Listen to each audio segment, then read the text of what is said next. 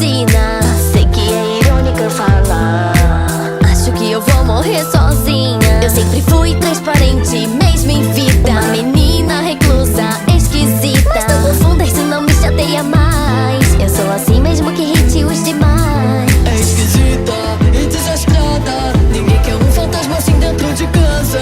Sou esquisita, mas que não é. É tedioso, nada sentido a maré. Sempre falam proibido possessão, lê suas memórias não. Se eu nem sei do que gosto, como dou a impressão. Talvez eu só canse de tentar, talvez eu não seja que irá te agradar. Entendo, se não querem que eu fique aqui, eu pego minhas coisas e vou embora. As pessoas me assustam mais do que